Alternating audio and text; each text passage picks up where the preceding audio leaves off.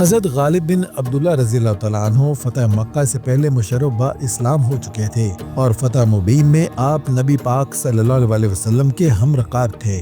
حضرت غالب رضی اللہ تعالیٰ عنہ اس غزوہ میں مکہ کے راستے کی درستگی اور دشمن کے حالات کے تجسس پر مامور ہوئے۔ جب آپ مکہ جا رہے تھے تو راستے میں آپ کو بنی کنانا کے 6000 اونٹوں کا ریوڑ ملا۔ غالب رضی اللہ تعالیٰ عنہ نے ان کا دودھ دھویا اور حضرت صلی اللہ علیہ وسلم کی خدمت میں پیش کیا، جس کے بعد حضور صلی اللہ علیہ وسلم نے پورے قافلے کو دودھ پلایا۔ فتح مکہ کے بعد حضرت صلی اللہ علیہ وسلم نے 60 سواروں کے ہمراہ بنو ملوک کے مقابلے کے لیے قدید بھیجا۔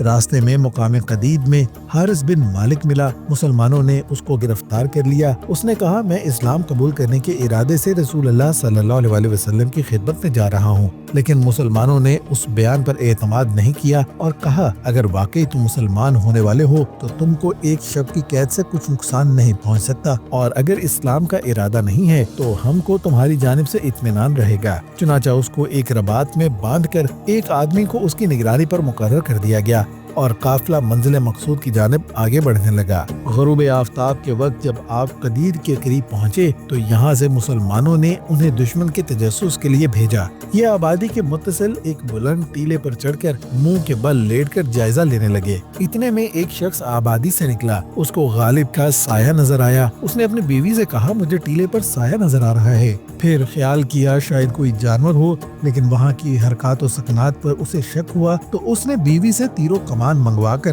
غالب پر 2 تیر چلائے۔ ان میں سے ایک تیر غالب کے پہلو میں لگا اور دوسرا کندھے پر، لیکن انہوں نے غیر معمولی استقلال سے کام لیا۔ دونوں تیر کھینچ کر نکال دیے اور اپنی جگہ سے حرکت نہ کی۔ ان کی اس استقلال کی وجہ سے اس شخص کا شک جاتا رہا۔